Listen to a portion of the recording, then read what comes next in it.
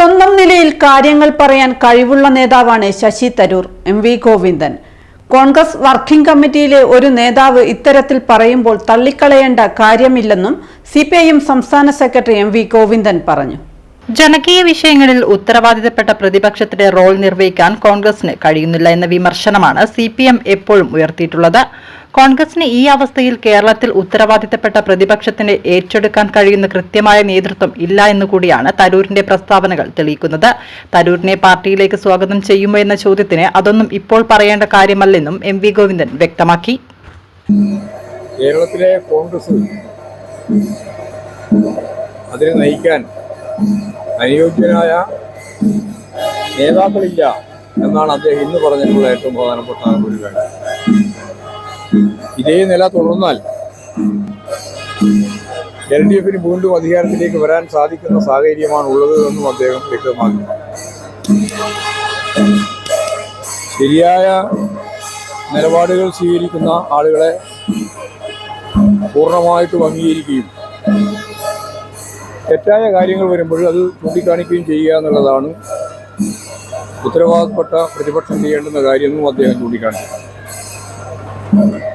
ഇടതുപക്ഷ ജനാധിപത്യ മുന്നണിയും communist party of India മാർക്സിസ്റ്റും പറഞ്ഞ കാര്യങ്ങൾ കോൺഗ്രസിൻ്റെ വർക്കിംഗ് കമ്മിറ്റി നേതൃത്വം വരെയുള്ള ശശി തരൂരിനെ പോലുള്ളവർക്ക് പറയേണ്ടി വന്നിരിക്കുന്നു എന്നുള്ളതാണ് സത്യം. കാരണം ജനങ്ങളുടെ ജീവിതവുമായിട്ട് ബന്ധപ്പെട്ട പ്രശ്നങ്ങളിൽ ഒരു ഉത്തരവാദപ്പെട്ട രാഷ്ട്രീയ പാർട്ടി എന്ന രീതിയിൽ നിലപാട് സ്വീകരിക്കാൻ കേരളത്തിലെ പ്രതിപക്ഷത്തിന് സാധിക്കുന്നില്ല. ഇപ്പോൾ ഇന്ത്യക്ക് തന്നെ മാതൃകയാവുന്ന രീതിയിലുള്ള ഇൻവെസ്റ്റ്മെന്റ് മീറ്റ് ഈ രാജ്യവും ലോകവും ഗൗരവത്തോടെ കണ്ടിട്ടുള്ളത്. വളരെ വ്യക്തതയോടുകൂടി ഇന്ന് നമുക്ക് മനസ്സിലാക്കാൻ സാധിച്ചത്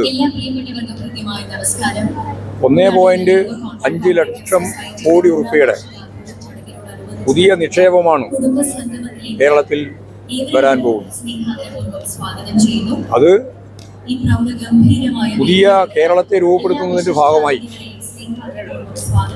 കേരളത്തിലെ തൊഴിലില്ലായ്മ പരിഹരിച്ചുകൊണ്ട് തന്നെ ആളോഹരി വരുമാനം വർദ്ധിപ്പിച്ചുകൊണ്ട് തന്നെ ലോകത്തെ വികസിത രാജ്യങ്ങളുടെ ജീവിത നിലവാരത്തിലേക്ക് ഒരു 10-20 വർഷക്കാലം കൊണ്ട് കേരളത്തെ എത്തിക്കാനാവും. ഇതാണ് ഇടതുപക്ഷ ജനാധിപത്യ മുന്നണിയും CPIM ഒക്കെ ചൂണ്ടിക്കാണിക്കുന്ന കാര്യം. ആ തലത്തിലേക്ക് കേരളത്തെ നീക്കുന്നതിന് വേണ്ടിയുള്ള പ്രവർത്തനത്തെ കോൺഗ്രസിന്റെ ഇന്നത്തെ അവസ്ഥ വെച്ചുകൊണ്ട് മറികടക്കാനാവില്ല എന്നാണ് ശശി തരൂർ പറഞ്ഞു വെച്ചിട്ടുള്ളത്. അത് തികച്ചും ശരിയായ കാര്യമാണെന്നാണ് എൻ്റെ